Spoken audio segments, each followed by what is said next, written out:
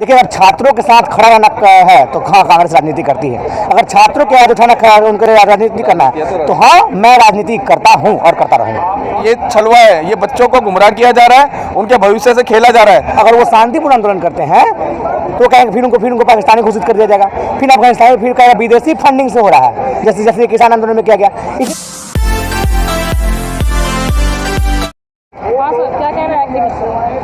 देखिए, प्रधानमंत्री जी भारत को प्रयोगशाला समझ रखे हैं। कभी कभी कोई बिल लाकर भारत में प्रयोग करना चाह रहे हैं तो अपना प्रयोगशाला बंद कीजिए और अग्निपथ बिल को वापस लीजिए।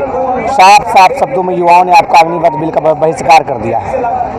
जगह जगह अपना विरोध प्रदर्शन दर्ज के मैं ये कहता हूँ, ठीक है, जो आप उत्पात मचाइए वो गलत है, लेकिन विरोध कीजिए। विरोध करना बहुत जायज़ और हमारा विरोध से हम आज़ादी मिले और विरोध होना भी चाहिए। मैं उनके साथ भी हूँ। प्रधानमंत्री जी को अग्निपथ वापस लेना ही पड़ेगा। क्या उम्र है सर आपकी? सर अभी 19 उम्र है। बिल्कुल, आप भी युवा हैं। बिल्कुल युवा। देखिए, 17.5 वर्ष की उम्र अर्थात नाबालिग उम्र में ये सेना में लेते हैं और जैसे ही बालिग होती है रिटायर कर देते हैं, उसके बाद ये जाएंगे कहाँ, ये बताने काम कीजिए। 4 साल की नौकरी के बाद बिल्कुल जब तक आदमी की शादी होगी वो बेरोजगार होगा। बिल्कुल। मैं बिहार से हूँ। बिहार में डिग्रियाँ 4 साल में मिलती है, लेकिन अब ये बदलाव होकर डिग्री नहीं, रिटायरमेंट 4 साल में मिलेगी।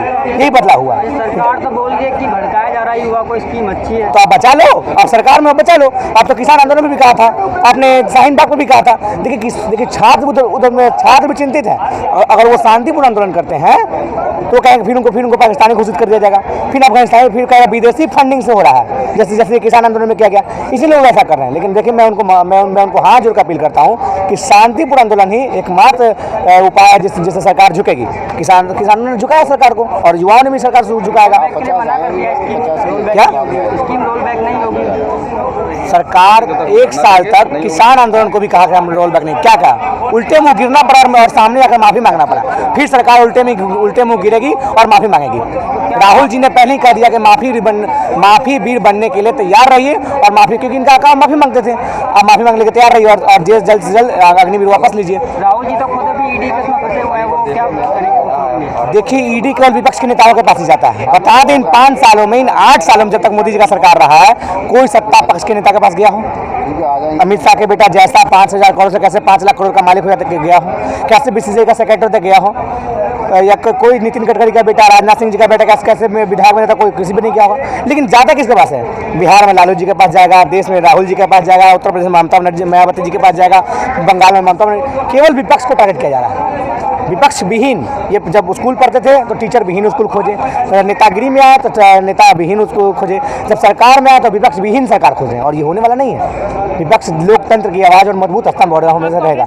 जी बिल्कुल। कुछ लोग सवाल भी उठा रहे हैं कि कांग्रेस केवल अपनी राजनीति करती है, उनको क्या जवाब देते हैं? देखिए, अगर छात्रों के साथ खड़ा रहना है तो हाँ, कांग्रेस राजनीति करती है। अगर छात्रों के हाथ उठाना उनके राजनीति करना है तो हाँ, मैं राजनीति करता हूँ और करता रहूँगा। अच्छा, खान साहब जैसे जो योजनाएं निकाली गई है उसकी भर्ती के लिए, उसमें लगातार प्रशासन का कहना ही है कि जो विपक्ष के लोग हैं वो युवाओं को भड़का रहे हैं और दंगा करने में मजबूर कर रहे हैं। इस पर कांग्रेस क्या अपना पक्ष देगी? कांग्रेस का ये तो आप भी देख रहे हैं कि इससे पहले केजरीवाल जी ने युवाओं को धोखा देकर उन्हें ये कहा था कि साहब हम आपको नौकरी दे रहे हैं, और आज क्या किया, उन्हें निकाल के फेंक दिया। तो अब क्या करेंगे? कल ये भी इस तरीके से नौकरी देंगे। युवा क्या करेगा? युवा को खिलवाड़ करा जा रहा है युवा के साथ। युवा देश की शक्ति है, ताकत है। अगर आप उसके साथ खिलवाड़ करोगे तो आप क्यों राजनीति कर रहे हो? आप देश को ख़त्म कर दोगे, और हो रहा है। आप देश की हालत देखिए मीडिया के माध्यम से, वैसे और बहुत सारी चीज़ें तो हमसे बताई नहीं जाती, छुपाई जाती हैं। तो हम तो ये कहेंगे कि अगर देश के लिए युवा के साथ अगर कोई भी खड़ा होता है, कोई भी पार्टी खड़ी होती है, तो मैं कहता हूँ देश के हक में खड़ी है, देश के लिए अच्छा कर रही है, और देश के लिए अच्छा करना ही राजनीति है। अगर करना है तो ये राजनीति करो। आप लोगों को धोखे में रख के उनके साथ धोखा कर इस तरीके से करते हो तो देश के अंदर तो विद्रोह होगा, भ्रष्टाचार बढ़ेगा, झगड़े बढ़ेंगे, आगे जाके क्या होगा फिर, और ज़्यादा मामला गड़बड़ होगा। बिहार के अंदर तमाम युवाओं के ऊपर एफआईआर दर्ज हुई है। जी। दंगे हो रहे हैं, उसमें तमाम ऐसे लोग युवा हैं जिन पर एफआईआर दर्ज हो गई। उनका भविष्य जो खराब हो सकता है। भविष्य, मैं तो ये कहना चाह रहा हूँ कि ये नौबत आई क्यों भाई, ये नौबत आई क्यों? अगर हमारे देश के लड़के जवान तबका ये चाहता है कि उनको रोज़गार मिले तो क्या बुरा चाहता है वो? आप उनको रोज़गार देने के नाम पर उनके साथ धोखा कर रहे हो। अब बच्चे हैं, नादानी में कोई गलती करी तो हम ही तो समझाएंगे ना, और कौन समझाएगा? अगर देश के बड़े उनके खिलाफ एफआईआर करेंगे, उनके साथ जो दुर्व्यवहार करेंगे तो कैसे होगा? ऐसे आने नौबत क्यों आने दी कि बच्चों को ये स्टेप उठाना पड़ा?